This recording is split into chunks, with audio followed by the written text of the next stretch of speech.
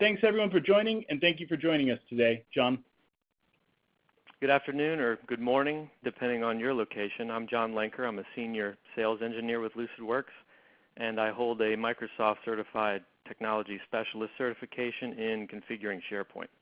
Thanks for taking the time today. I appreciate you being here, and we're going to talk about tuning SharePoint.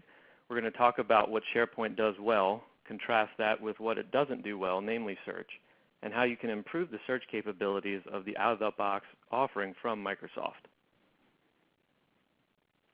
Let's get right into what SharePoint does well. As a document management platform, especially Office documents, it's excellent. It also handles the concept of people well, easily incorporating information from Active Directory. It's quite good at facilitating an intranet with the concept of site collections and their underlying sites, offering individualized control to each site collection manager. From a collaborative standpoint, SharePoint does a nice job on social and document management aspects. And finally, if you have a OneDrive or Azure content portal, the natural interface with a complementary Microsoft product like SharePoint allows for easy use of this data as well. Now for what SharePoint does not do well.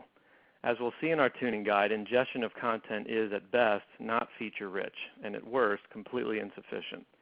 SharePoint's inflexible when it comes to completely custom site layouts, making the use of standardized techniques cumbersome.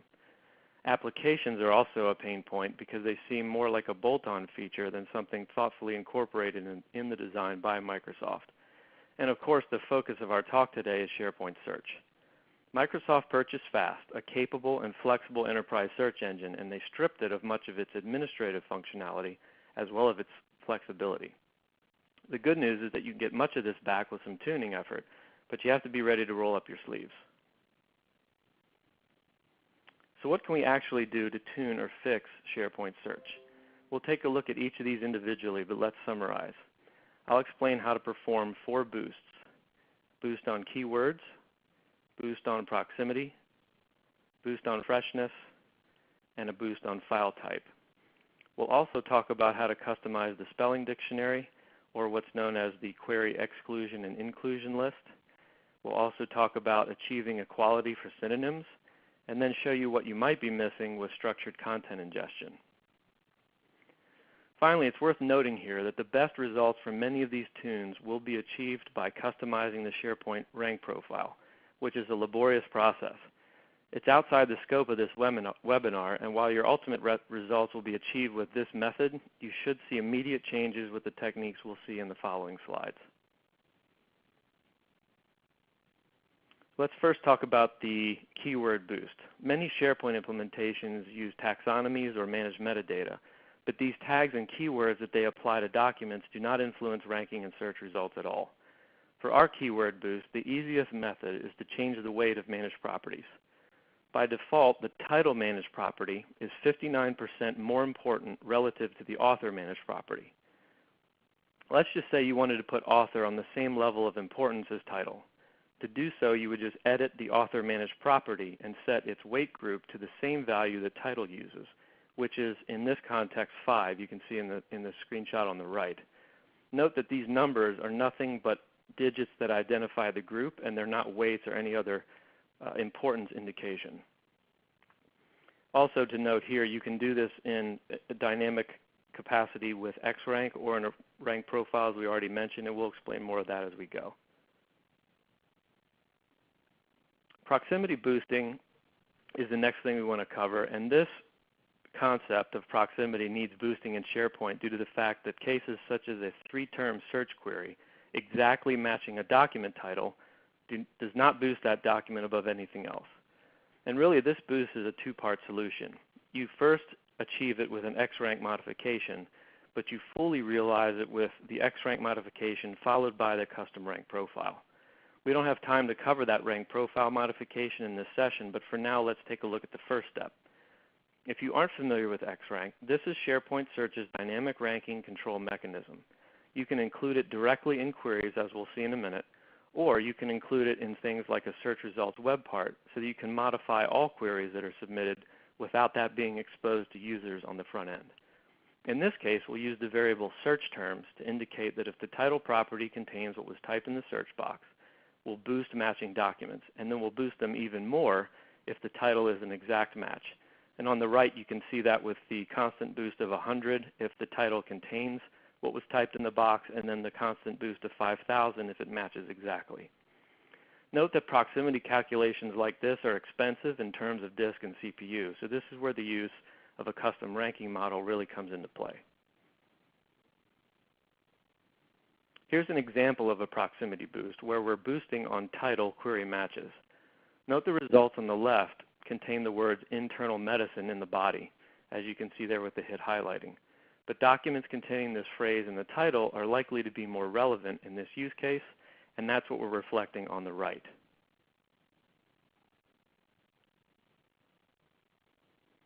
Let's move on to the freshness boost. Freshness can be critical to some search applications, such as an intranet news site, and it's not accounted for at all in default SharePoint search. Not every application needs a boost to freshness or to recently added or edited documents, but in most applications, at least some boost should be added. In this case, we're using the write property, WRITE, which is the default last update date in SharePoint. Of course, you can use any datetime property you'd like, but a small constant boost of 1 in this example is something that's recommended for all implementations. So you can see on the search bar example here, we've added this XRank modification directly into the query, and we're only giving a tiny boost to the documents that are more recent than January 1st. Let's take a look at an example of this. We'll use the original raw search results without any kind of manipulation and see what happens when we use only a freshness boost. The document titled MEDI-97 on the left side of the screen has a last update date of sometime in 2018. But you can see there that it's the second out of the result set. Whereas the other documents are older than January 1st, 2018. With a small freshness boost that we see on the right, we've pushed that MEDI-97 document up to the top since its peers in the results set were all created or updated in 2017 or earlier. Do you have end users that spell search terms incorrectly, leading to 0 results at worst, or perhaps an insufficient result set? Here's where you should take advantage of SharePoint's query suggestions. In SharePoint, the spelling dictionary actually can't be changed, but query spelling inclusions and exclusions can be used to control your corrections and even often offer type ahead. Although automatic suggestions are created, they aren't available until a particular result has been clicked at least 6 times. And that's highly unlikely to handle a misspelling. Manual suggestions can not only help guide users to either useful or targeted searches, but they can curtail queries with misspelled words by suggesting the correct term. Let's take a look at some medical terms here. Assuming that lysosomes or lysosomal are frequently misspelled, we can prevent users from falling into their own traps with a set of manual suggestions, including the 2 shown here. It's worth noting that you can also create exclusions to add even more dimension to this search experience.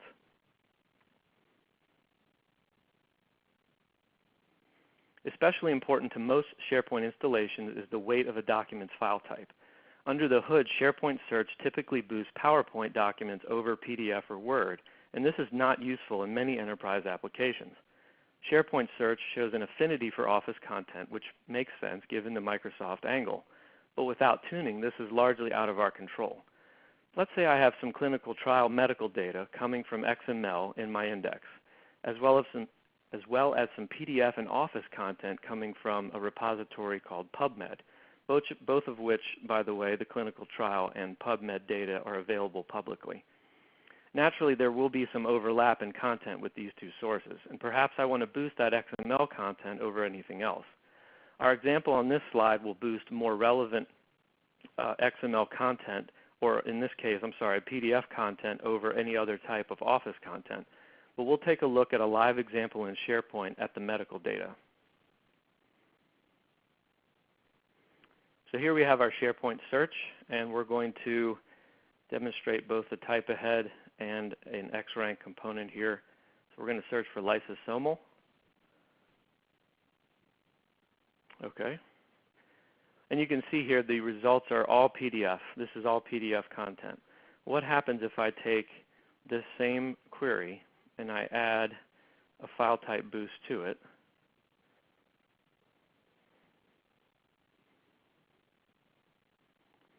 You can see here that I've boosted XML content over anything else. And of course, that first PDF result does not come in until the 9th item down on the page. So here's my original query of lysosomal, and then I've added my XRank component where I prioritize XML, and then I can prioritize other content with a slightly lower boost after that. In this case, Word, and then finally at the very bottom, I'm going to negatively boost anything that matches PowerPoint. But let's go back to our presentation. Next is our discussion on synonyms. If you use the SharePoint Thesaurus, which is its version of a synonym dictionary, you might notice that one-way synonyms are not given equal weight in ranking as a result of as the parent or the origin term. This can be highly problematic in enterprise applications. As an example, if I create a synonym dictionary with the word TV as a synonym of the word television, SharePoint Search will not rank documents that only match TV equally with those that match television.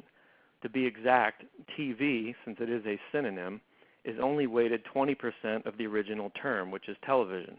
In most cases, this is definitely not desirable. It works against the reason for synonyms in the first place, and it could mislead your users into thinking that something is not as relevant as it should be. To remedy this problem, you will run these PowerShell commands that are shown in the screenshot here, assuming that you've got SharePoint 2013 with a CU update of September or October of 2016, or SharePoint 2016 itself will accept these commands.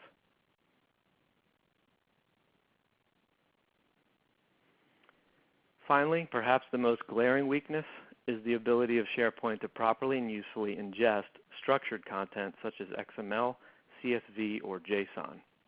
Quite a bit of this legacy and modern data that we see in our systems today is provided in these formats. And even Office content suffers from the quality of SharePoint ingestion. But let's take a look at the non-Office content and how crawling it results in an underwhelming search experience. Going back to our clinical trial data on the right side of the screen, if I crawl that data from a file share into SharePoint, none of those bolded XML tags you see will be parsed.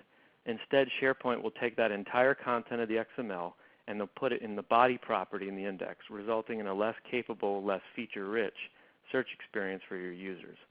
So what's the solution here? We need to employ a custom parser or a third-party connector to actually get managed properties for fields like study type, phase, completion date, etc.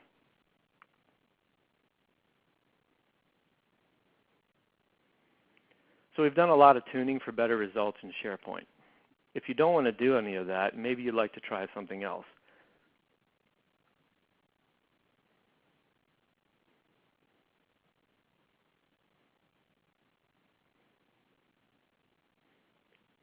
This is Lucidworks Fusion, which is a complete search platform featuring sophisticated indexing and querying, as well as a host of built-in AI, including recommenders, signal processing, and machine learning.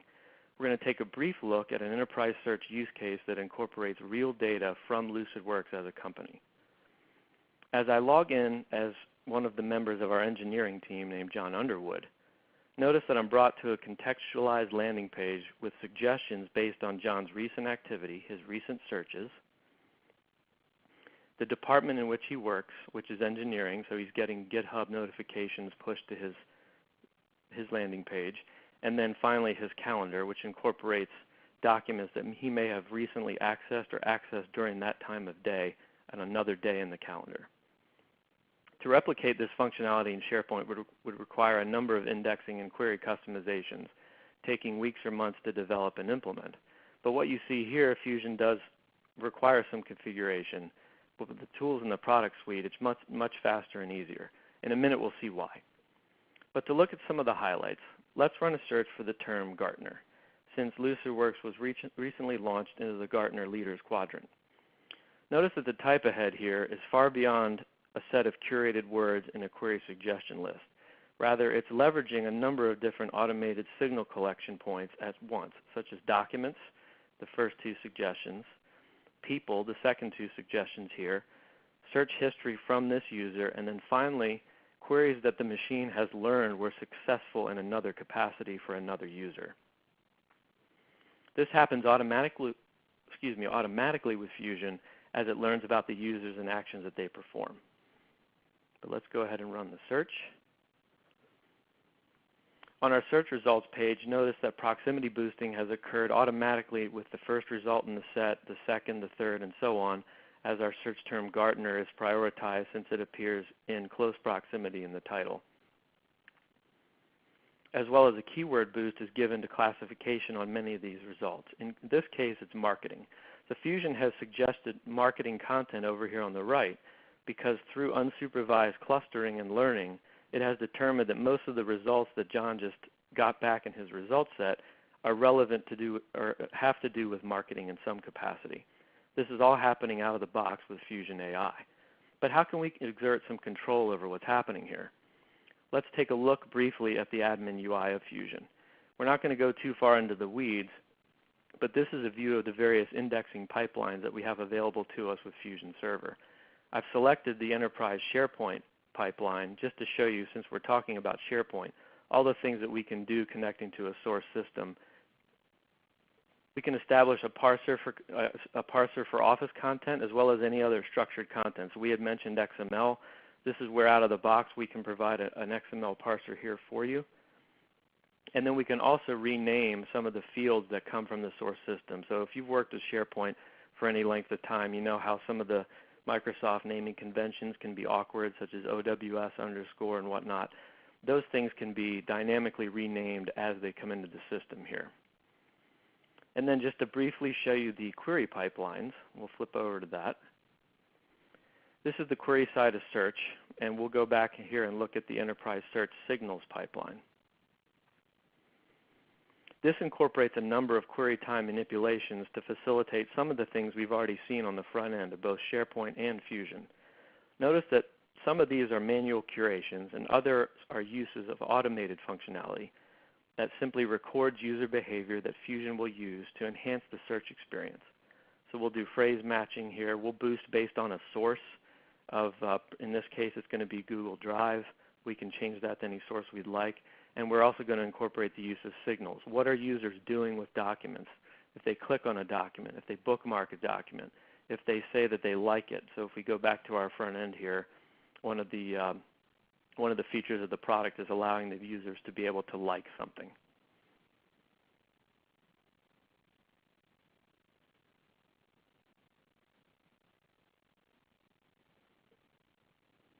That concludes the demo of Fusion. If you want to learn more about my SharePoint tuning guide, you can go take a look at it at the link there, the first bullet. You might also be interested in the Enterprise Search Buyer's Guide, which describes the kinds of capabilities and features that you want. Finally, we have a video that demonstrates how you can create a custom search app in under 10 minutes using Fusion to search the Pokemon Pokedex. And that concludes my presentation, and now I'd like to turn it back over to Andy. And thank you very much for joining me today and allowing me this time to present to you. Thanks, John. To conclude, I'd like to take this opportunity to invite you to Activate. Activate is the premier search and AI conference dedicated to delivering smart search and discovery solutions with artificial intelligence. The conference is going to be held in Montreal in a few weeks on October 15th through 18th. It'll be packed with technical content, developer training, enterprise case studies, and networking sessions. You'll have the opportunity to learn how the world's largest companies leverage search and AI for building next-generation applications. For those attending, you may want to check out John's talk at Activate, Measuring ROI on Enterprise Search. That's on day one. So thank you to those who have already registered. We look forward to seeing you in Montreal. Now we'll get started with the Q&A portion. Again, if you have any questions you'd like to ask John, please enter them into the bottom left side of your screen. We'll try to answer all the questions here, but if we can't get to your questions, a member of the Lucidworks team will reach out to you. And we already have one question here, John. What is the best resource for me to learn more about creating a custom rank profile? That's a good question. As I did mention, it's pretty intensive and it's fairly complicated. We have a couple of resources that I recommend. They are both available at docs.microsoft.com, and I believe they are entitled Creating a Custom Rank Model, or excuse me, Create Custom Ranking Model, and customizing ranking models to improve relevance in SharePoint. So you would want to take a look at docs.microsoft.com and then go to those two links. All right. Well, we have another question as well. And again, feel free to enter any other questions in the box. I don't currently use synonyms in SharePoint, but I would like to. How do I get started? That's also a good question. There is a guide at the same base website, docs.microsoft.com, and that is findable with a search on the word thesaurus. So just go to docs.microsoft.com, look for SharePoint thesaurus, and you will find the guide to setting that up. And then another question, is there any other way to manage the query pipeline besides the Fusion UI? Yes, great question. In fact, anything you see in Fusion or you saw today is available via API. So if you can call a RESTful service from any number of applications, a web browser, a Unix command prompt, utility in Windows, something like Postman, if you can make a REST API call, you can get to anything in Fusion, both on the query and indexing sides. All right. Well, I think that's we're just about out of time for questions. Thanks to everyone who joined. Everyone who registered for this webinar will receive a link to the recording shortly. If we didn't have time to answer your question here, then please look out for a note from someone on the Lucidworks team. And if you have any questions, feel free to email events@lucidworks.com. Thanks again, everyone.